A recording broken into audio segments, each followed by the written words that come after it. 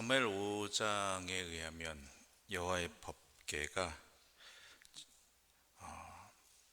다시 블레셋에서부터 돌아오게 되는 사건이 있었죠.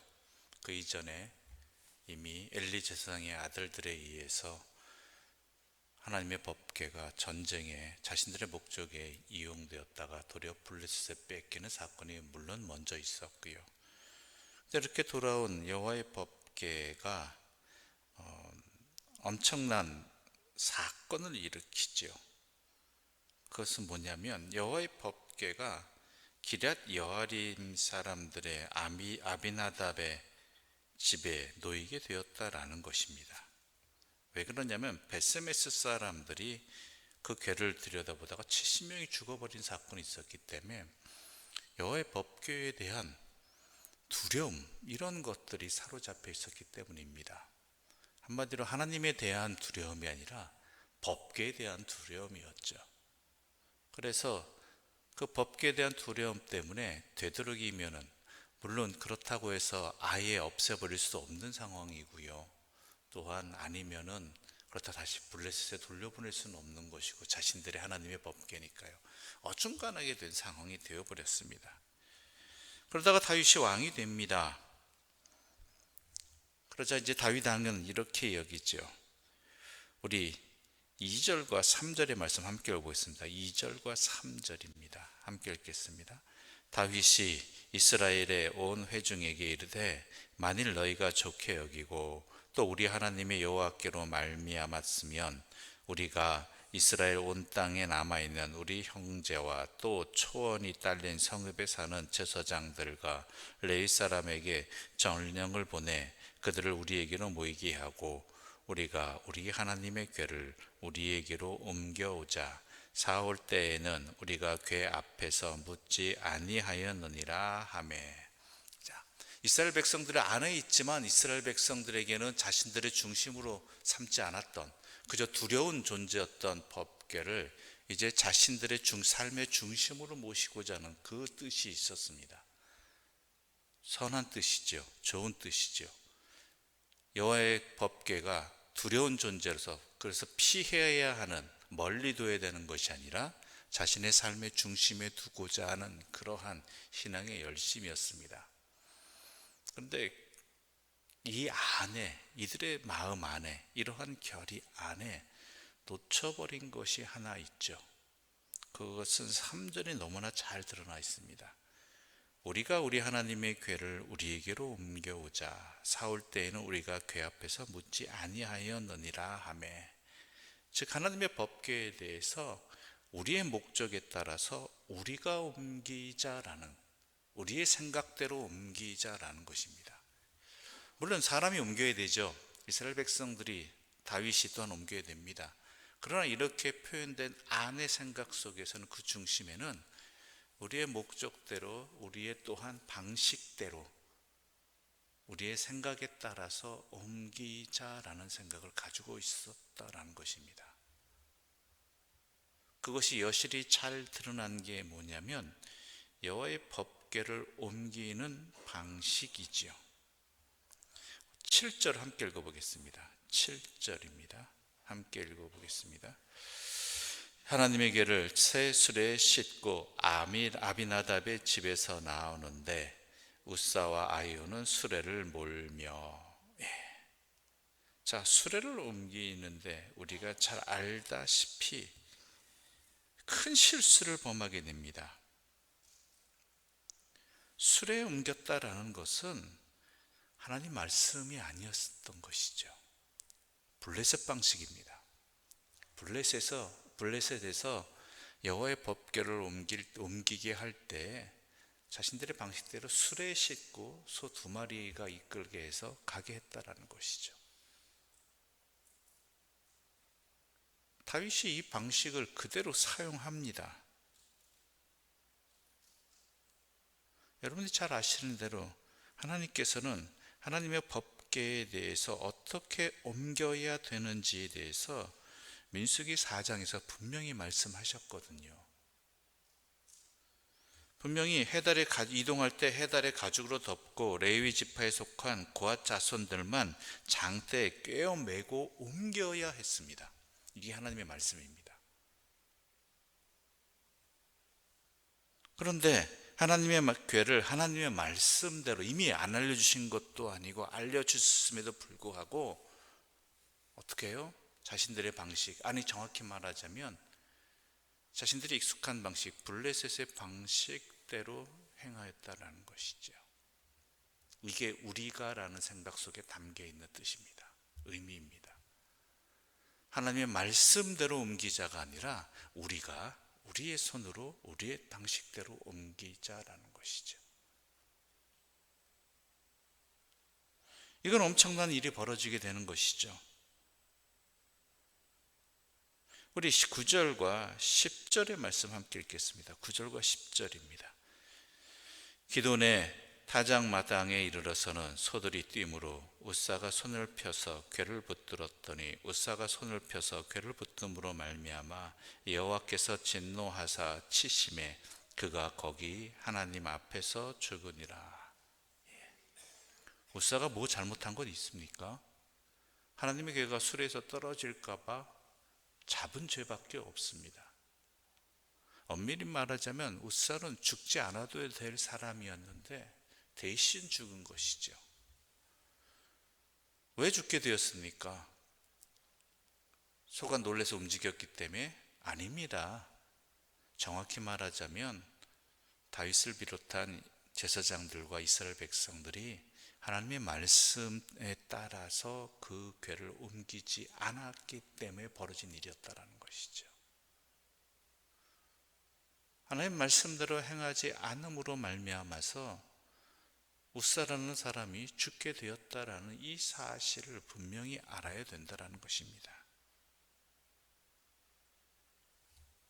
그렇습니다. 중요한 것은요, 우리가 주인이 되어서는 안 되고 말씀이 주인이 되어야 되는 것입니다. 하나님의 말씀이 주인이 되어야 되는 거예요. 이게 단순히 하나님의 법궤를 옮기는 그러한 방식만을 말하는 것이 아닙니다. 우리의 신앙의 모습도 바로 이 안에 이 실수를 자주 범하게 되기 때문입니다. 우리의 생각과 우리의 방식대로 하나님을 섬기고자 합니다. 우리의 생각과 우리의 방식대로 나의 삶을 살아가고자 합니다. 거기에 하나님은 도구로 이용될 뿐이지요. 그러나 분명히 아셔야 될 것은 말씀이 우리를 세상을 창조하셨고 우리는 하나님의 말씀으로 살아가는 사람들이라는 것입니다. 하나님의 말씀은 우리를 참되게 살아가게 하시는 하나님의 은혜이고 하나님의 복입니다. 그것을 분명히 한다면 우리가 먼저 살펴야 될 것은 하나님의 말씀이 내 삶의 주인이 되게 하시는 것이고 그 말씀대로 살아가는 것, 바로 그것이어야 한다라는 것이죠. 하나님의 말씀이 내 삶의 중심이 되지 못하면요, 이런 하나님을 섬긴다고 하면서도 엉뚱한 일이 벌어지게 되는 것이고, 하나님의 원하시지 않는 일들을 서슴지 않고, 왜요? 자기가 원하니까, 내가 좋으니까, 내가 익숙한 방법이니까, 그게 내가 기쁘니까, 그렇게 하나님을 내 마음대로 섬기게 된다는 것입니다. 우리는 이것을 일컬어서 은혜라는 말로 함부로 사용합니다. 아닙니다. 내가 좋은 거지, 내가 기분 좋은 거지 하나님의 은혜가 아닙니다. 물론 나도 좋은 것이 하나님의 은혜 가운데 있겠지요. 그러나 분명히 그 모든 것들이 말씀으로부터 비롯되었는가, 말씀대로 살아서 나온 결과인가, 그 은혜인가를 분별해 볼 줄 알아야 된다는 것입니다. 다윗은 춤을 추었습니다. 기뻐하면서 또한 뛰놀았습니다.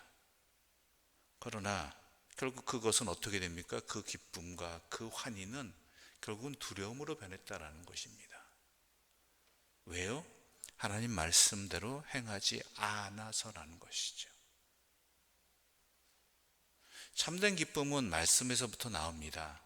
말씀이 나의 삶의 주인이 될 때 참된 복이 일어나는 것이 복을 받게 되는 것이고 참된 기쁨이 나오는 것이고 또한 영원한 찬송이 나오게 되는 것입니다. 그것을 오늘 본문은 분명하게 보여주고 있는 것이죠.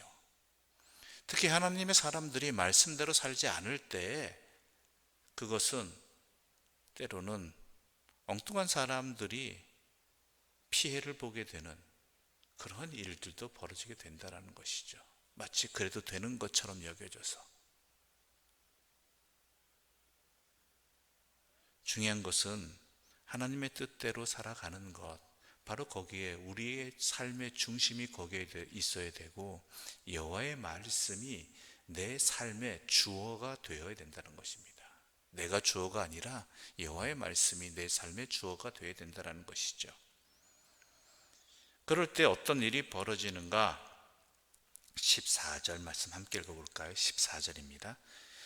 하나님의 괴가 오벳에돔의 집에서 그의 가족과 함께 석 달을 있으니라.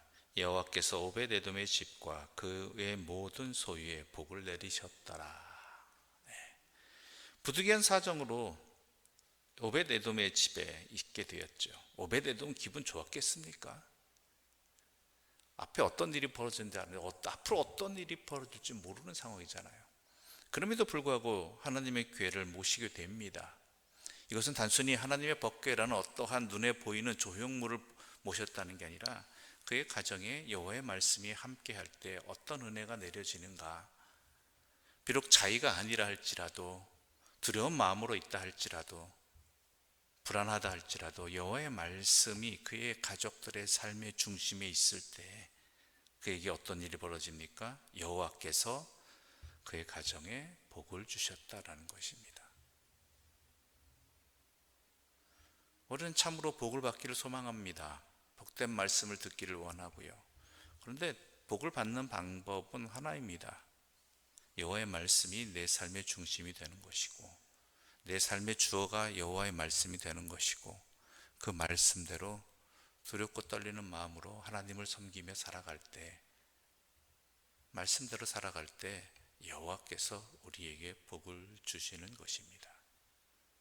그것을 분명히 아시고 여호와의 말씀이 내 삶의 주인이 되시기를 또한 그 말씀대로 살아가는 우리 자신이 되기를 간절히 소망하며 복된 삶을 사시는 주님의 사람들 되시기를 간절히 소망합니다. 기도드리겠습니다.